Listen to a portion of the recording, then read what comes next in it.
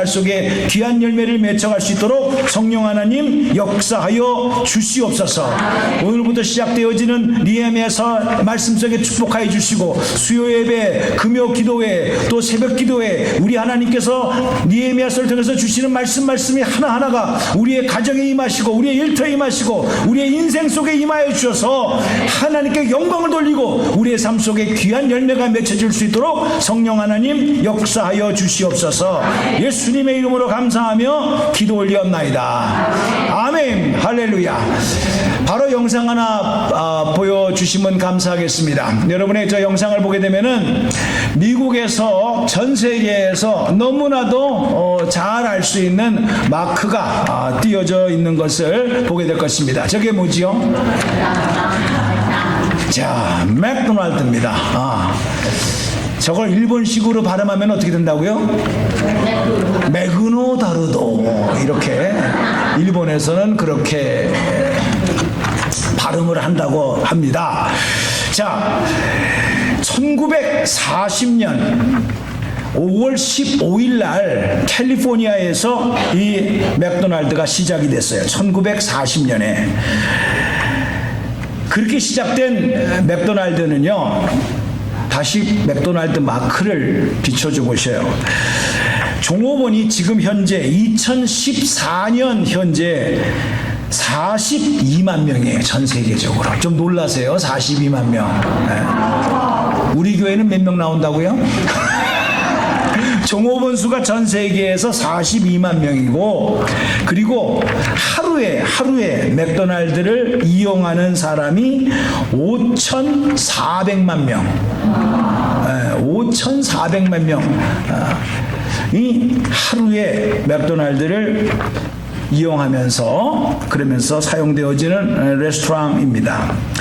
딕이라는 형제하고 맥이라는 형제가 자기의 이름을 따서 맥도날드라고 시작한 저 M자 마크는 지금 어느 누구에게도 잘 알려진 프랜차이즈 패스트푸드 햄버거 샵으로서 여러분들이 알려져 있는 내용이 되겠습니다. 그런데 오늘의 맥도날드가 있기까지 저 형제가 시작은 했지만 저 형제의 힘이 아니었다라고 모든 대부분의 미국 사람들은, 관심을 갖고 있는 분들은 다 알고 있습니다. 그 사람이 레이 크락이라고 하는 사람입니다. 이제 사진을 보여주셔야지. 형광등 조금 늦어요. 자, 이해를 하십시오. 저 사람입니다. 저 사람이 처음에는 비즈니스가 자기 것이 없었어요. 기껏해야 고등학교도 못 나오고 중학교 중퇴였습니다. 그리고 디스크 잡기, 부동산 중개업, 세일즈업을 하면서 직업을 바꾸면서 나이가 점점 들어서 52세가 되어졌어요. 52세가 된 이 세일즈맨은요, 여러분이 잘 아시는 밀크쉐이크, 믹서기에 대한 판매 독점을 따내게 되고, 그래서 맥도날드에 가가지고 내가 이 밀크쉐이크를 만드는 기계, 이 믹서기에 독점권이 있는데 당신 가게에서 이것을 하게 되면 좋은 열매가 맺어질 것 같으니까 해보자 라고 하면서 처음 맥도날드 형제하고 이 레이 크락이라는 사람과의 만남이 이루어집니다. 여기서부터. 근데 이 사람은 탁월한 세일즈맨으로서 그 맥도날드 형제가 그 햄버거 샵을 운영하는 모습을 바라보게 되니까 이게 도저히 이래 가지고서는 안 되겠다라는 것을 알게 됩니다. 그는 그 당시에 52세고 그리고 관절염으로, 당뇨병으로, 갑상선으로 자기의 몸도 그렇게 좋은 컨디션이 아니었던 상태 속에서 레이 크락이라는 사람은 꿈을 갖게 됩니다. 비전을 갖게 됩니다. 저 정도의 기술과 저 정도의 맛이면은 여기 한 가게에서만 비즈니스를 할 것이 아니라 이것을 규격화 시켜가지고, 그러니까 프랜차이즈화 시켜가지고 많은 사람들에게 똑같은 음식을 제공할 수 있도록 한다면 어떨까? 라는 생각을 가지고 패스트푸드가 그 당시에 정착하기도 전에, 프랜차이즈 시스템이 미국에 정착하기도 전에 1954년도, 그러니까 우리나라 6.25 사변이 계속 지금 진행되어지고 있는 그 해에 드디어 그 시스템을 받아들여 가지고 어디에서나 같은 맛을 같은 구격으로 다 이렇게 드실 수 있도록 그런 시스템을 개발하기 시작하기 시작했다는 거예요. 바로 그 아이디어와 그 모든 경영권을 이제 맥도날드로부터 인수받아가지고 레이 크락이라는 사람이 오늘의 맥도날드가 되도록 했던 실질적인 오너로서의 했다라는 내용이 지금 미국 맥도날드 역사에 기록되어져 있습니다. 제가 왜 느헤미야서를 공부하다가 저 맥도날드를 시작했냐 하면은 한 사람의 비전입니다. 나이 52세, 만만치 않은 나이입니다. 당뇨도 있습니다. 관절염도 있습니다. 갑상선도 있습니다. 그런 사람이 무슨 꿈이 있어가지고 저렇게 위대한 작품을 만들어낼 수 있었을까라는 이야기입니다. 느헤미야, 그렇게 알고 있는 이 느헤미야는 여러분들이 잘 아시는 바와 같이 자기의 조국 땅 예루살렘에서 태어난 것이 아니라 자기 할아버지 때 포로로 끌려갔어요. 자기 아버지도 포로였어요. 오직했으면은 느헤미야의 아버지가 아들을 낳지 않았겠습니까? 느헤미야를 딱 보고 앞으로 고생이 뻔한 거예요. 포로로 끌려와서 노예로 살면서 무슨 소망이 있었겠어요? 그러니 얘야, 비록 네가 노예로 태어났지만은 너의 인생 속에 하나님의 위로가 함께하기를 바란다. 이름이라도 하나님의 위로가 너의 생애 속에 있기를 바란다 라는 마음으로 느헤미야 이렇게 이름을 지어줬어요. 그 느헤미야 이름의 뜻이 하나님의 위로가 함께하기를 바란다, 그런 뜻이었어요. 오직했으면 그렇게 사랑하는 자식을 낳았어도 부모가 해줄 수 있는 것은 아무것도 없고 하나님의 위로가 너의 나머지 생애 속에 있기를 바란다. 이름 하나 져준 것밖에 없어요. 그 느헤미야가 무슨 꿈이 있고 무슨 능력이 있어서 오늘 느헤미야서를 통해서 우리에게 주시는 위대한 일을 할 수가 있었을까요? 저는 이것을 여러분들에게 나누기를 원합니다. 그러면서 여러분들, 이 세상에 지금 2016년도를 지금 지나가고 있는 과정에서 당신은 무엇을 가지고 고민하고 있습니까? 무엇 때문에 걱정하고 있습니까? 나는 이것 때문에 못한다, 나는 저것 때문에 못한다 라고 하면서 수많은 핑계를 대면서 여러분들은 주저앉고 있지는 않습니까? 느헤미야, 노예의 자식으로 태어나고 포로로 끌려가 있는 상태 속에서 아무 소망이 없는 한 인생, 그 인생을 향하신 하나님의 선하신 뜻이 이렇게 이루어진 것이라고 한다면 당신은 이 미국 땅에서 이 핑계 저 핑계 대고 그래도 세상에서 제일 잘 산다라고 하는 이 미국 땅에서 텍사스 샌안토니오에 살면서 이것 때문에 못한다, 저것 때문에 못한다 핑계를 대면서 꿈도 없이 비전도 없이 몸이 아파서 못한다, 뭐가 걸려서 못한다 라고 하면서 살아가고 있지는 않습니까? 저는 오늘 6월에 첫 번째 주일을 맞이해서 비전은 용기입니다 라는 제목을 정한 것도 우리가 형편을 보고 우리의 처지를 보고 우리의 나이를 보고 나의 백그라운드를 보게 되면 실질적으로 할 수 없다라고 말할 수 있는 것이 맞다, 그렇게 이해할 수 있습니다. 그러나 우리는 압니다. 우리가 흔히 성경에서 볼 수 있고 또 우리가 사랑하는 단어 중에 하나인 능력 주시는 자 안에서 모든 것을 할 수 있느니라. 아멘입니까? 그분은 살아계신 하나님이요, 오늘도 우리 찬양대가 성가를 부르면서 하나님께 영광을 돌렸던 것처럼 그분이 나의 친구가 되어져서 그래서 우리와 동행하였고 있다는 사실을 믿으시기 바랍니다. 그래서 꿈을 가질 수가 있고 우리가 용기를 가지고 또 한번 도전해 볼 수 있는 기회가 이번에 느헤미야서를 통해서 여러분의 마음속에 다짐으로 새겨지기를 다시 한번 축복합니다. 축복합니다. 자, 내용은 이렇게 되어져 있습니다. 지금 느헤미야가 살고 있는 수산성 거기가 예루살렘하고 얼마나 떨어졌냐 그러면 800마일입니다. 800마일. 1300km. 그러니까 샌안토니오에서 달라스까지가 기껏해봐야 한 400마일 정도 되는데 그보다 더 위에 있는 그 거리에서 지금 예루살렘의 형편을 보기 위해서 자기 가족 중에 한 사람이 예루살렘을 방문했어요. 그래서 이제 그 가족이 돌아왔어요. 여러분들의 가족이 한국 갔다 오게 되면은 한국이 어떻더냐 이렇게 물어보면서 형편을 물어봐가는데 우리는 제일 먼저 물어보는 게 뭐 사갖고 왔어? 오징어 사왔어? 이런 거 우리는 제일 먼저 물어봅니다. 근데 느헤미야는 고향 갔다 온 그 가족에게 그걸 물어본 게 아니야. 야, 내 고향이 지금 포로로 끌려가 가지고 다시 이제 돌아왔거든요. 돌아와서 성전은 어떻게 됐으며 백성들은 어떻게 살고 있냐 형편을 물어봤다 그랬어요. 그런데 그 하나님이라는 사람이 결과 보고를 하기를, 형님 말도 마세요.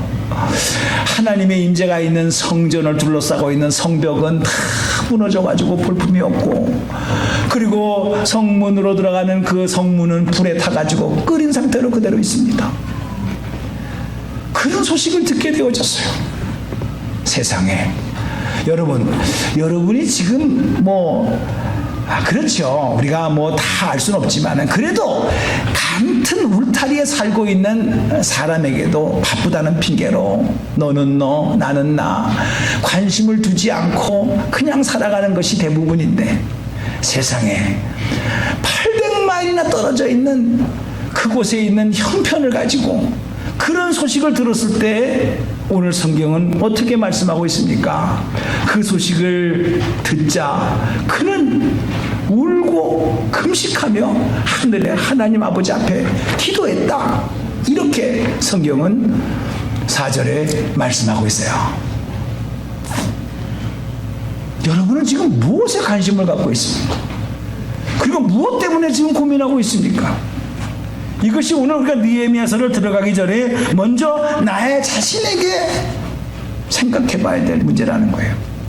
조금 더 구체적으로 생각한다면은 느헤미야는요, 개인적으로 출세한 사람이에요. 비록 자기가 이방 땅에서 태어났고 노예 출신으로서 태어났지만, 그러나 그가 장성에서 왕으로부터 신임을 받게 되어졌고, 그래서 왕의 경호실장이 되어져서 술 맡은 관원장이 되어졌다고 했으니까 오늘날로 말하면은 왕을 독살하려고, 그래서 많은 사람들이 그런 음모를 꾸밀 때 가장 자기가 신임하는 사람을 옆에 둬가지고 마실 음식이라든가 마실 음료라든가 먹을 음식을 먼저 맛보게 해가지고 독이 있나 없나를 테스트를 해야 되니까 자기가 가장 신임하는 사람을 옆에다가 두는 것이 그 당시의 풍습이었어요. 그러니까 오늘날로 말하면은 경호실장이죠. 경호실장. 여러분이 이해를 돕기 위해서 박정희 대통령 때 경호실장은 차지철이었어요. 얼마나 그 사람의 권력이 셌습니까? 그런 권세를 갖고 있었던 사람이야. 그러니 우리가 개인적으로 봤을 때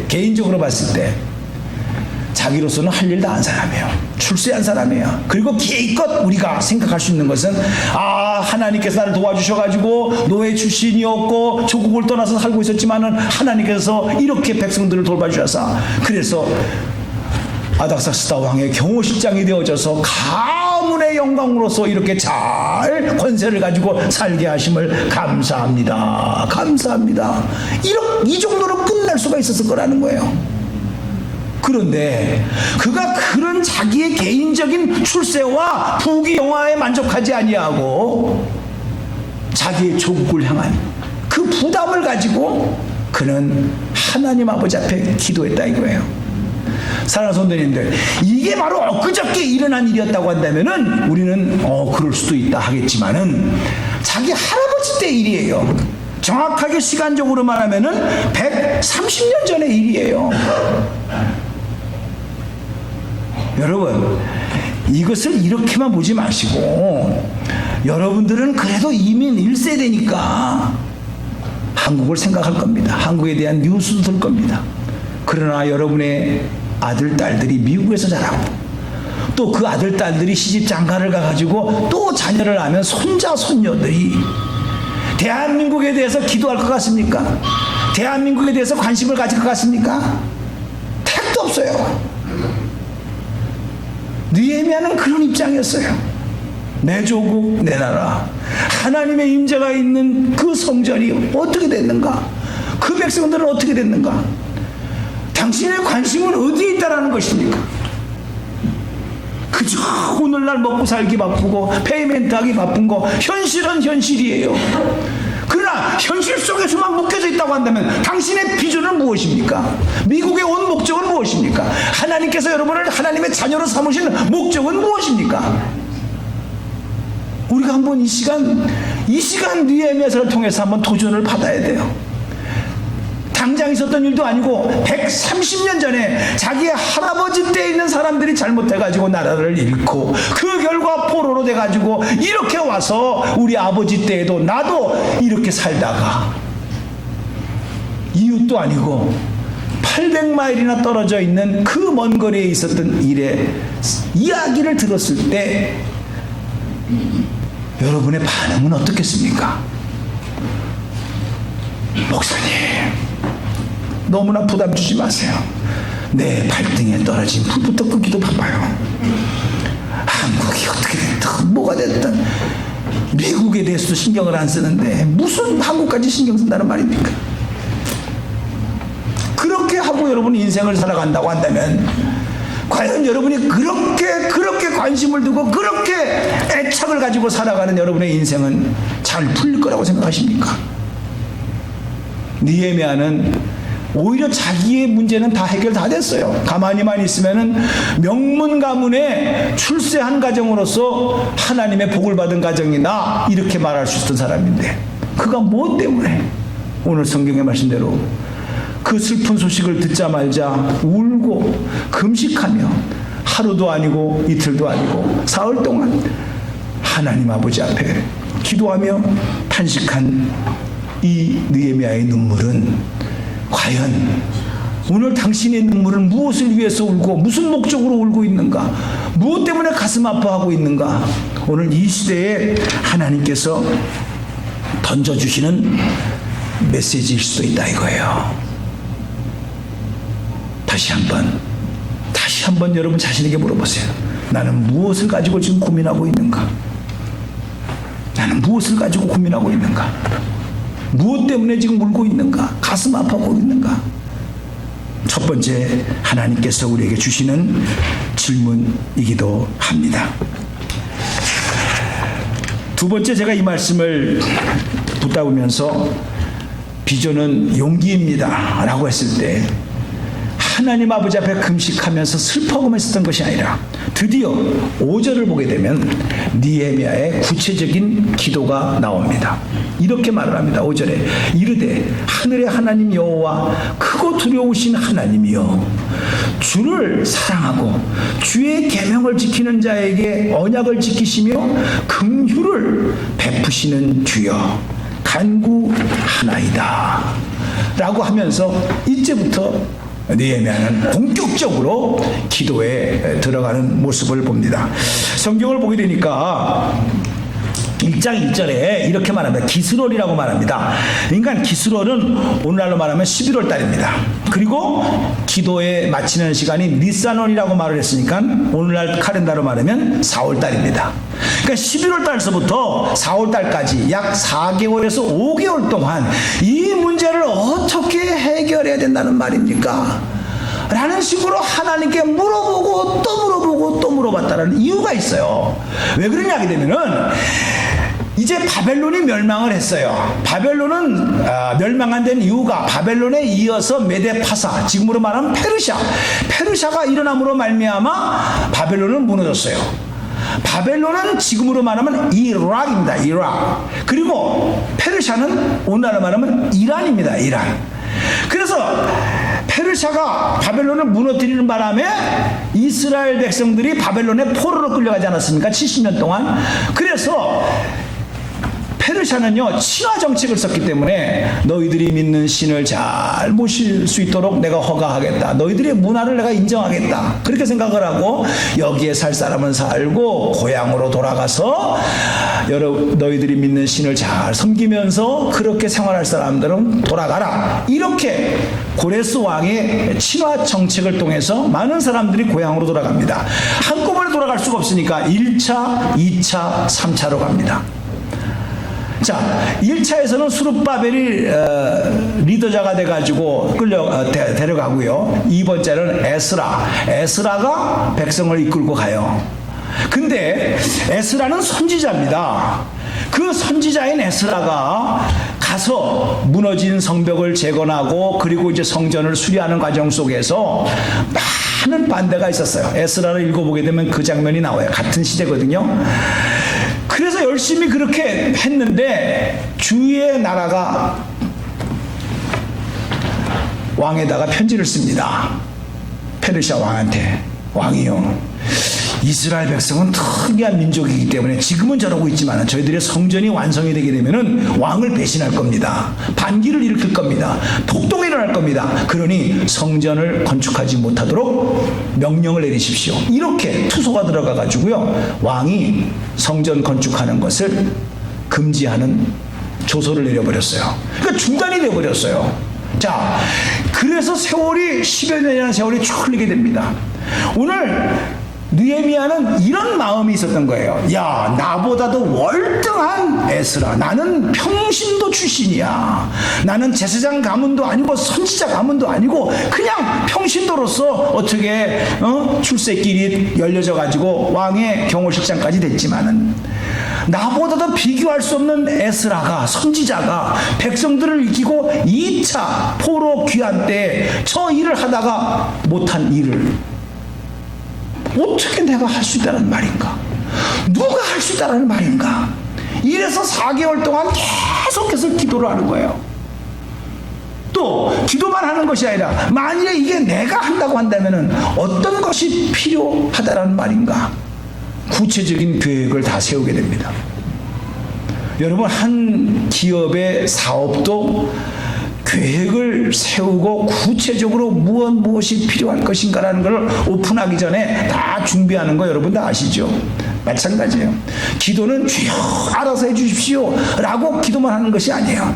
기도하는 가운데에 무엇이 필요한 것인가를 구체적으로 계획을 세우면서 기도하는 느헤미야의 모습은 4개월 동안 이 기도를 하는 동안에 준비가 되어져서요, 드디어 이 아닥사스다 왕이 물어볼 적에 이때다 싶어가지고 요게 필요합니다. 자세하게 쫙 필요한 것을 대답한 모습을 보게 되면 이미 다 준비를 했다라는 내용을 우리가 짐작할 수가 있어요.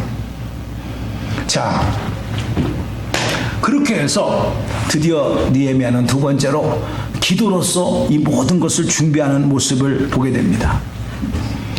여러분, 걱정만 하고 있습니까? 지금도 여전히 이민생활에서 나는 못해, 나는 뭐 이래서 못해, 저래서 못해, 그러면서 주저앉고 눈물만 흘리는 그런 형편으로만 있습니까? 걱정만 하고 있습니까?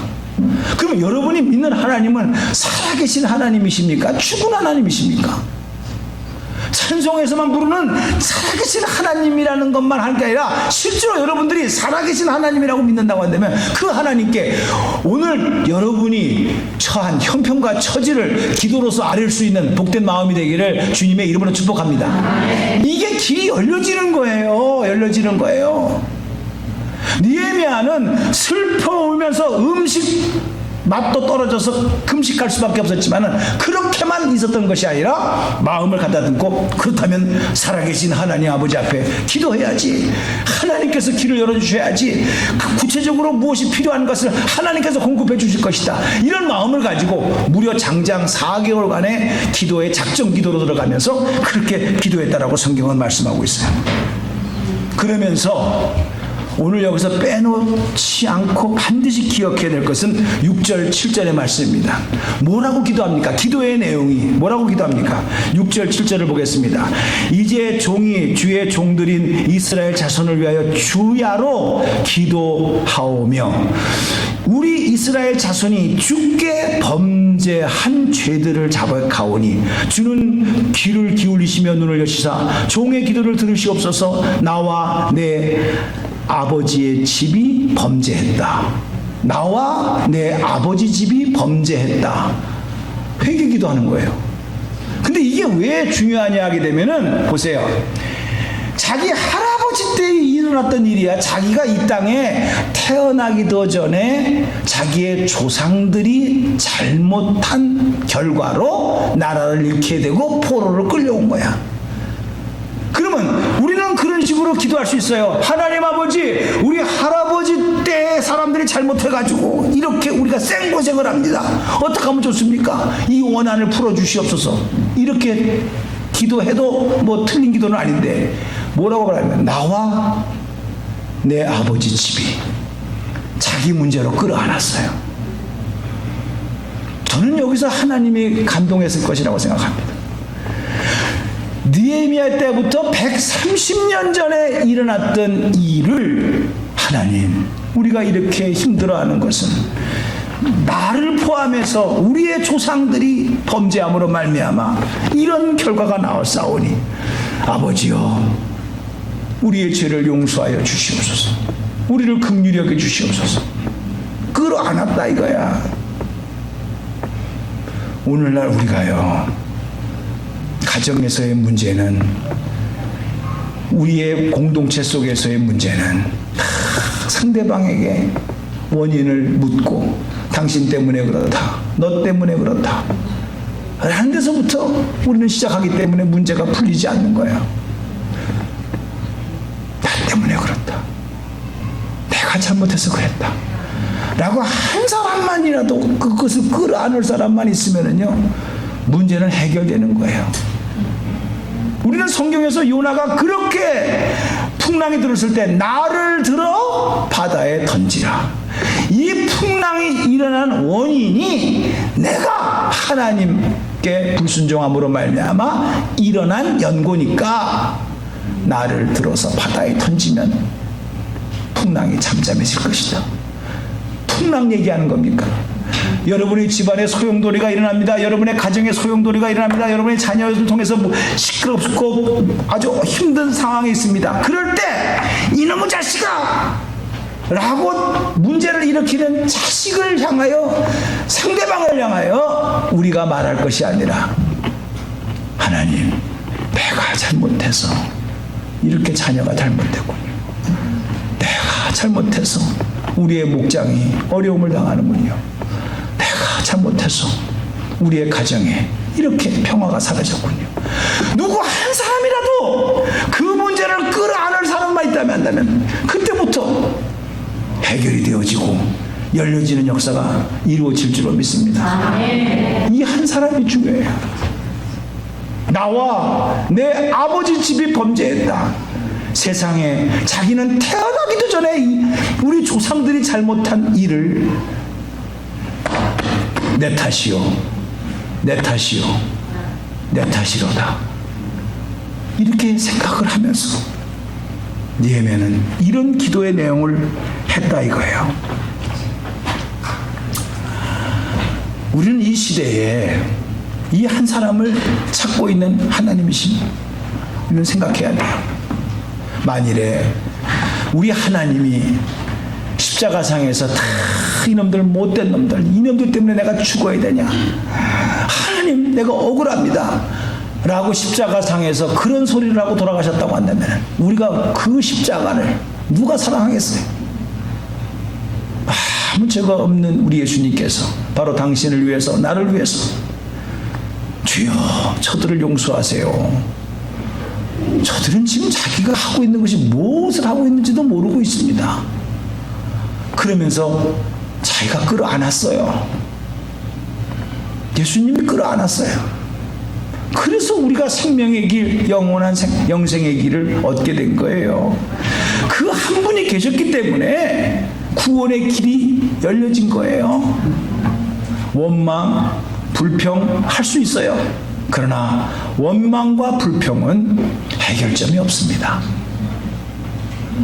느헤미야의 기도를 통해서 우리가 배워야 될 것은 기도는 중요한 것입니다. 기도의 내용까지 본다고 한다면 내 문제로 끌어안을 수 있는 그런 영성의 길을 주님의 이름으로 축복합니다. 마지막으로 제가 한번 이 말씀을 깊이 생각해 볼 수 있는 내용은 뭐냐게 되면 맨 마지막에 11절입니다.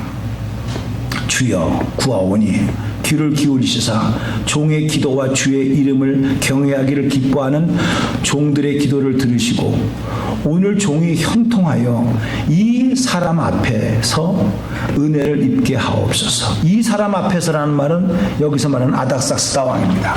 자기는 공무원이에요. 묶여있는 몸이에요. 아무리 자기가 기도를 하더라도 그리고 선한 마음을 갖고 있더라도 자기가 섬기고 있는 아닥삭스다 왕이 느헤미야야 넌 못 가. 네가 떠나면 내 생명은 누가 지켜준다는 말이냐 라고 못 가게 했다 그러면 느헤미야는 못 가는 거예요. 그러니까 자기가 계획하고 준비하고 다 했다 할지라도 하나님 내가 섬기고 있는 나의 왕 아닥삭스다 왕의 마음에 은혜를 주셔서 하나님이 이 일을 나를 통해서 이루신다고 하나님이 작정하셨다면 왕의 허락이 나야 되오니 하나님 왕에게 은혜를 주셔가지고 그래서 이 문제가 해결될 수 있도록 도와주시옵소서. 참, 이게 마지막 우리가 하나님 아버지 앞에 은혜를 구할 수 있는 그런 모습으로 기도가 끝나요. 비전은 용기입니다. 여러분이 아무리 꿈을 가지고 나갔다 할지라도 그 꿈을 이루게 하시는 분은 하나님이심을 믿으시기 바랍니다. 여기서는 육신적으로 아닥삭스다라는 왕이 나오는 것이지만은 그러나 우리는 만왕의 왕 대신 예수 그리스도로 말미암아 그분의 허락과 그분의 인도하심과 그분의 보호하심 속에서 여러분의 비전이 이루어질 줄로 믿습니다. 그러므로 우리는 그분 앞에 담대하게 나가야 돼요. 이게 용기가 필요한 것입니다. 에이 뭐 나 같은 사람이 왕이 안 된다 그러면 어떡해. 나도 할 일이 많아. 남이 하면 되잖아. 이미 에스라가 가 있는데 뭐 그 사람한테 감동을 주셔가지고 그 사람이 하면 될 거 아니냐 라고 얼마든지 핑계를 댈 수가 있을 거예요. 그런데 자기가 지금 할 일이 없는 사람도 아니고 할 일이 태산같이 많은 사람인데 왕의 마음을 감동시켜 주셔서 왕이 허락함으로 말미암아 내가 예루살렘으로 가서 이 못다한 일을 완성할 수 있도록 하나님 도와주세요. 은혜를 주세요. 라고 기도했던 내용입니다. 오늘 저런 느헤미야서를 다시 한번 여러분들에게 말씀을 묵상하면서 오늘 당신이 기도하고 있는 내용, 당신이 고민하고 있는 내용, 발등에 불이 떨어진 것처럼 우리가 반드시 이 문제를 해결해야져야 된다라고 하는 부담이 있다고 한다면 여러분은 무엇부터 시작하시겠습니까? 성경은 다시 한번 여러분에게 권면합니다. 걱정만 하지 말고 불안해만 하지 말고 기도하라. 기도하라. 여러분의 기도를 들으시는 하나님은 살아계신 하나님이십니다. 졸고 계시는 하나님이 아니십니다. 시편 121편에서는 졸지도 아니하시고 주무시지도 아니하시는 하나님 아버지께서 너의 출입을 지금부터 영원까지 지켜주시겠다라고 약속하여 주신 줄로 믿습니다. 그 하나님을 의지하십시오. 그것이 여러분의 인생의 시온의 대로가 열리는 것이요 여러분의 어떠한 태산과 같은 문제가 있다 할지라도 그 하나님을 의지함으로 말미암아 그때부터 풀어지는 역사가 이루어질 줄로 믿습니다. 오늘 이런 복된 결단이 여러분의 삶을 통해서 이루어지기를 주님의 이름으로 축복합니다. 기도하겠습니다. 자비로우신 하나님 아버지, 은혜를 감사합니다. 그렇습니다. 우리가 주저앉고 눈물을 흘리며